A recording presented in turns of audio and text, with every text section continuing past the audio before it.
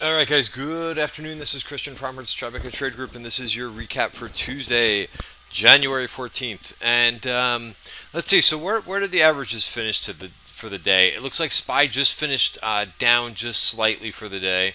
I'll zoom in a little bit so you can see this. The Qs also they underperformed a little bit today, and which would probably do for a little bit of a breather. Small caps actually outperformed. You can see I've got them highlighted from where they opened. They were actually in the red for a little bit today, and they came back and had some strength to them.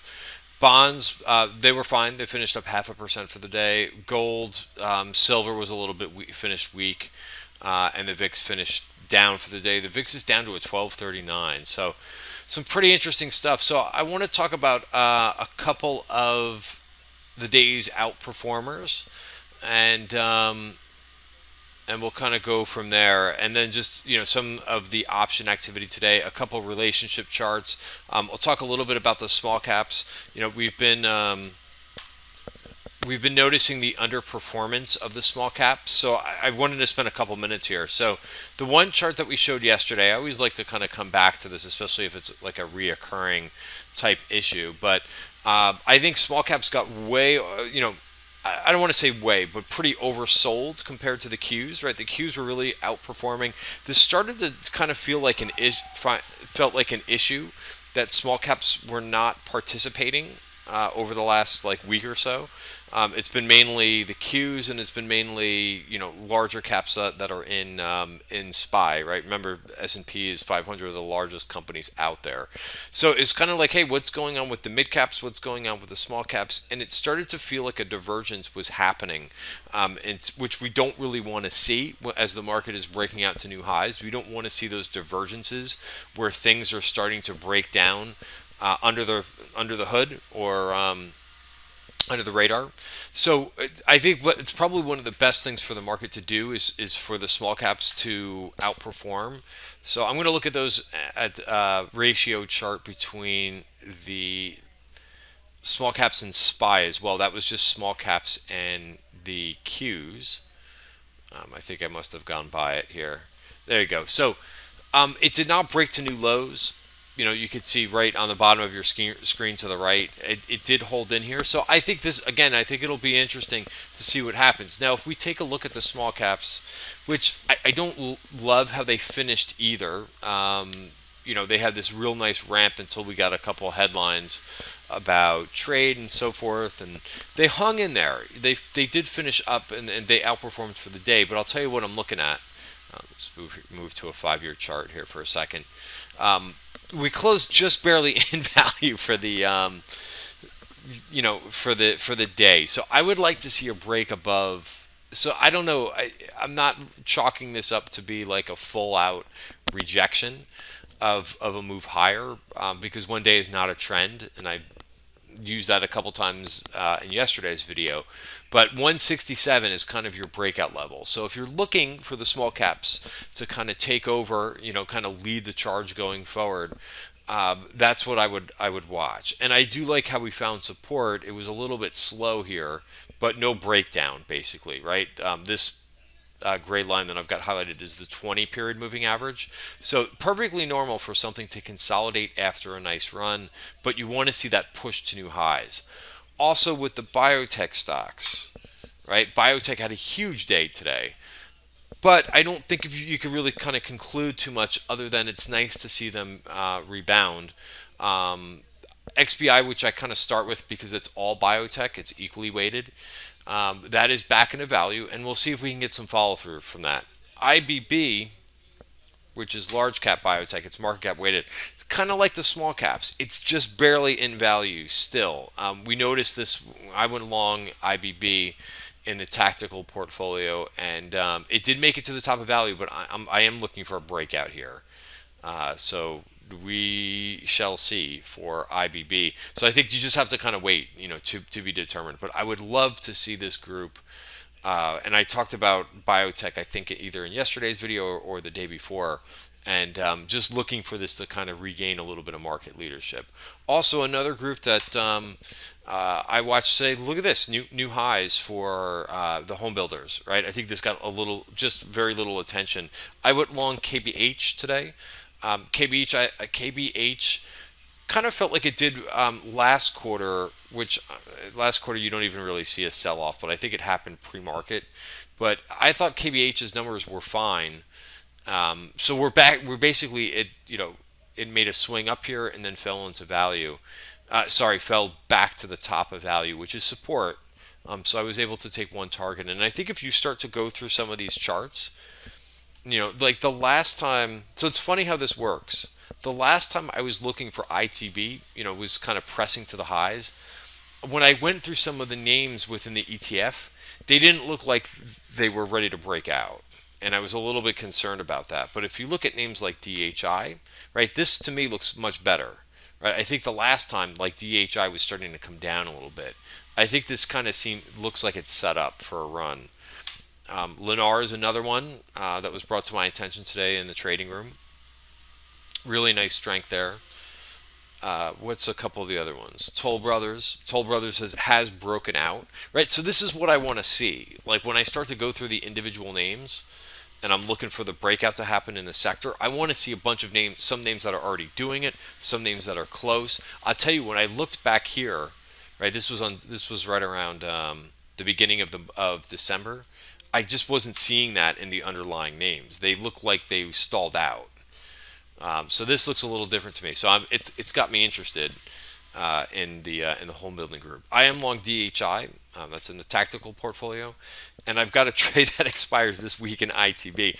I had tried this back here, and it failed. It failed to break out, and I'm still sitting with some January calls, which is kind of risky business, especially if you get a headline that goes the other way, like we got today. But anyway, I think outside of like this week's expiration, this has me interested. And then finally, of course, what's been going on is this does have me concerned a bit. And somebody asked me, they said, well, let me finish my thought as I stop myself. But I'm seeing a lot of like what I call like bottom of the barrel names, or just names that it's kind of like a little bit of a dash to trash, where you see all these names that have underperformed for a while, like the marijuana stocks, like a few other names like Shack we were looking at too. It just strikes me as that these are the names that are now starting to catch momentum, and I don't want to make the conclusion that it's the last leg of the rally, but usually when you see these last things starting to outperform, now if they were the only ones, then I would say okay, but you know, these names that have high short interest, so it's like it's short covering, like which to me like short covering is not really I'm talking about like the overall market and like what could be like the next step for the overall market. But when I see like short names that have huge high short interest, right? So these are great for day trades. There's no doubt about it, because when they catch momentum to them, but that's to me like that's not new money being put to work. That's like shorts getting scared and covering. So now that could happen for a while in some things. We've certainly seen Tesla, which, by the way, uh, I'll make the announcement in this video that I got out of the last of my Tesla. Why did I do that? Because 547, right around this 545, 550, which we covered in last week's webinar, we talked about how this could possibly rally up to there. So it's up there. I feel like I would be foolish to there's something going on with Sorrento Therapeutics, climbs 8%. But it's stupid for me to say, hey, when somebody asks me where a stock could rally to, and I say 545, 550, and it gets there, and I don't take the trade off. Now, of course, I could take a little bit more profits as I've been doing in Tesla, but I just think this has been a good enough. I've made over 100% of my money. I've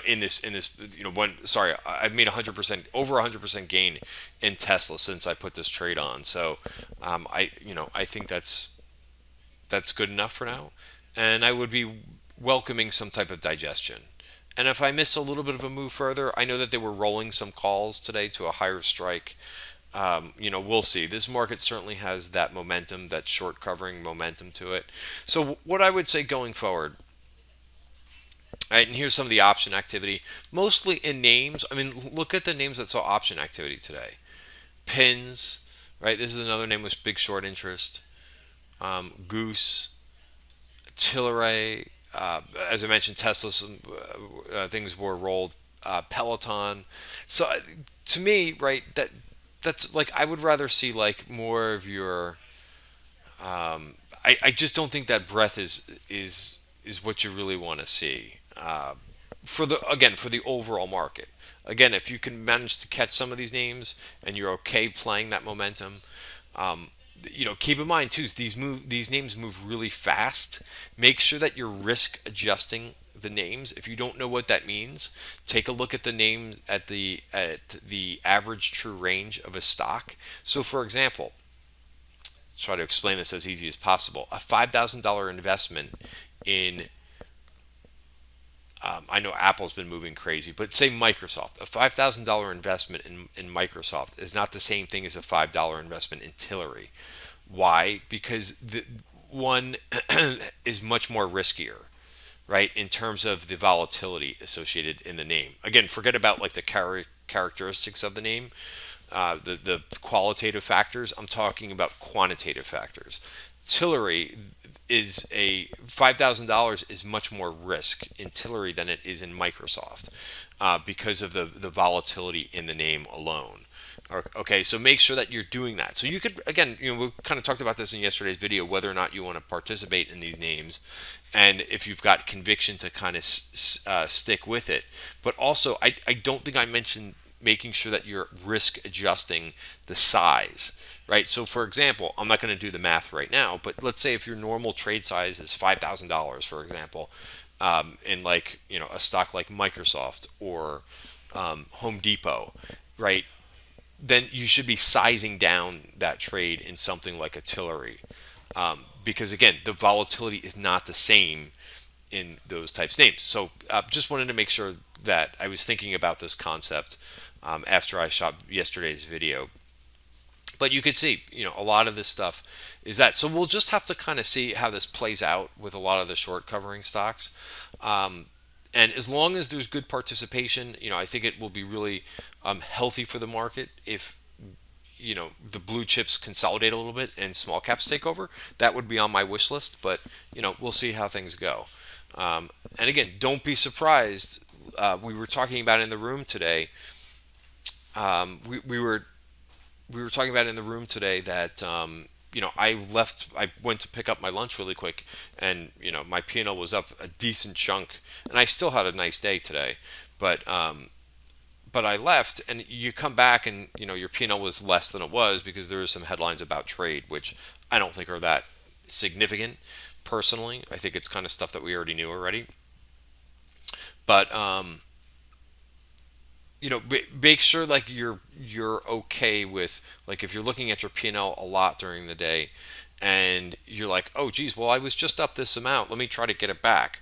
I would not really take that approach in the market, considering where the market is right now too, considering how much it's advanced over the last couple days, couple weeks, couple months. So you just have to kind of control your greed a little bit, and just be careful that you're not pressing in the wrong spots just because you looked at your P&L and an hour ago it was up more. So just put those things in perspective as you're trading. But yeah, we caught a nice Disney trade today. There was a headline about Disney, and I knew that not much had been going on in Disney lately, so I thought it could pop. Restoration Hardware, really happy to see this trade come back from where it was earlier in the week. Again, it's a volatile name, right? So if you're trading something like this, right, make sure that you're sizing it appropriately. I did not have a big position in Restoration Hardware, but it was enough. I mean, this stock can move 4 or 5% on no news at all, and that's just how this type of stock moves, right? It's not the same as a Disney, for example. So again, very, very important concept. TAN, I got to take off my solar ETF trade, or some of it, because it did take an upside VPOC. Teradyne also looks like it's trying to break out. This was a name that we had in the member watch list that did close above value. Um, I did structure a small cap trade because I thought it had a chance today. HRTX, nice to see this name reverse after hitting a downside VPOC. Right here's the downside VPOC taken out. You got a little reversal off of that. Let's see if it can continue to build from there. I also tried buying a little bit of IWM this afternoon. It did not work. I took that trade off. I also took off a couple trades into the headline today just as an excuse to say, okay, you know, if this market's going to turn, let me lighten up just a touch. I'm long the China Internet ETF in a couple places. Now I'm only long in one place. So I took that off. All right, guys, that is it for today's recap. Thanks for watching. Have a great day. See you tomorrow.